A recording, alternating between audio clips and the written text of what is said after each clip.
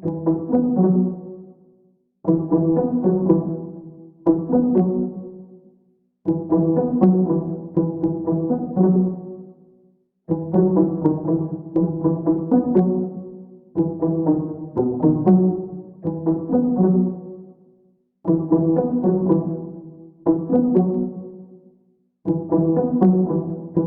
daholo androanisika dia ndao indray raha hiresaka mahakasika ny fanambaran'ny filiera rokotomalala izay efa somary elaela moa ny tsy nahitantsika ny fanehoan-kevitra izany filiera rokotomalala izany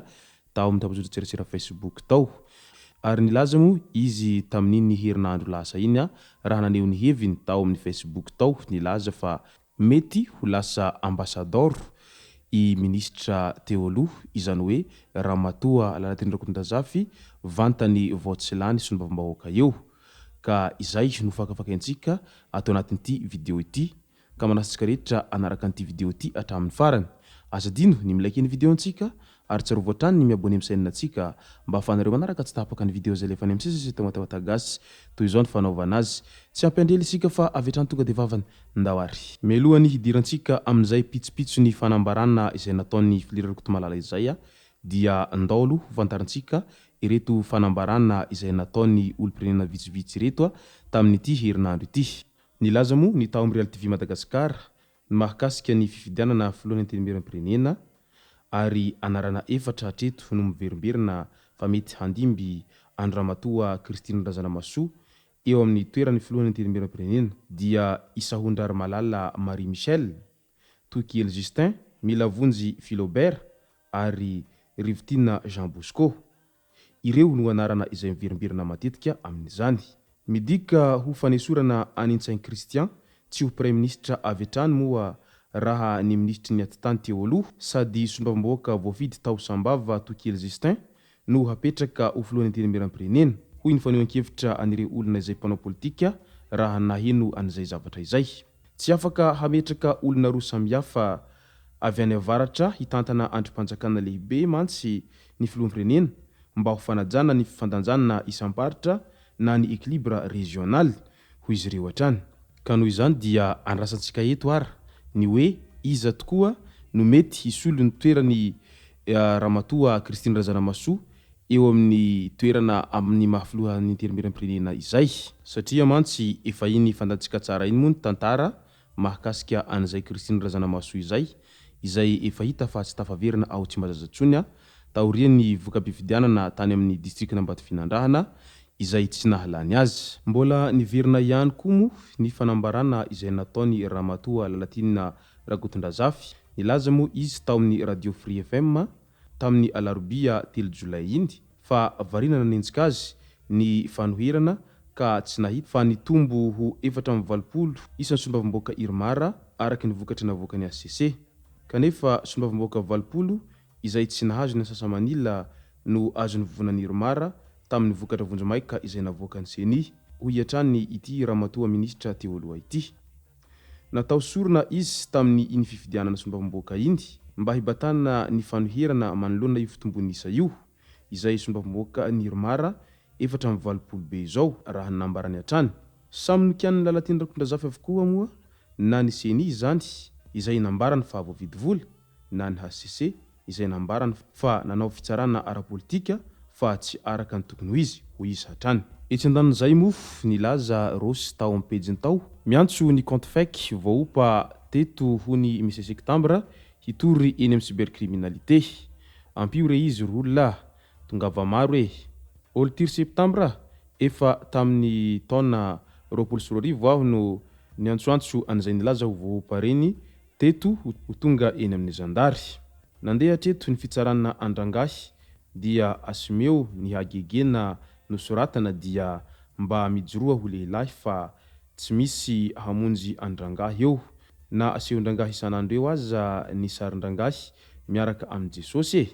posta nosoratako tamin'ny 2020 averiko indray mandeha hazava tsara efa misy ny lalàna ary efa mihatra ahazona manenjika ireo mpandainga mpanelitsaho mpaniratsira na mpanopa olona eto amin'ny Facebook miantso ireo olona rehetra nilaza ho voaopa mba ho tonga ety amin'ny fitsarana na hametraka fitorinahy ety amin'ny zandary Toboratsy Mandrava fa fotoanany izao ary miandry ny lisan'ny rehetra ireo aho entony karapanondro misy ny anaranareo faiky rehetra sy ny tena sarinareo fa sarotra be ilay voninkazo sy sarinalika no voaopa nefa olombelona no ho avy ilay hisany any andafy rehetra ka keriny adim-piainan'ireo modia rehefa tsy mahazaka fa aza izao no hiadaladalana esoriko tsy ao anatin'izany likerive izay efa nifona mpahabe maso sy filerirako to malala izay au moins tsy miafina anaty fausse identité fa miseho amin'ny anarany ka tsy haiko ny fitoriana azy ireo tena lehilahy ary vonina hizaka izay vokatry ny fanohany hevitry n'izy ireo fa tsy kanosa sy mpanajabaka marivo salosana ohatrany lisany hoy ireo satrany hoy filerirako to malala trany ho faly ny voaka malagasy hodinihina manokana eo sehatra ambony raisam-pirenena tsy hoela ny momba ny Marc Ravalomanana raha ny tsy liantsofina dia efa nisy ny fandinihana savaran'ando ka tsy dia nahitana ankasarotana be ny ihany nisy ihany koa ny fampiresahana tany amin'ny ivelany Antananarivo ary izay no nahatsapana ny zavatra maro avy taminy na izany na tsy izany voalaza fa tsy afaka anilika ny hafa i Marc Ravalomanana ao anatin'izay zavatra hiseho amin'ny firenena izay voalaza koa anefa fa tsy maintsy mihona sy midinika amin'ny kolektifa sy ireo mpanohitra rehetra i Marc Ravalomanana ary voatsindry tsara tao anatiny izany dinika izany fa tsy maintsy midinika amina figura incontournable izay atokisany sehatra iraisam-pirenena i Marc Ravalomanana ahazony mitarika ny fanovana amin'ny lafiny rehetra eo amin'ny firenena malagasy voalaza fa ho isy ny fivirena lehibe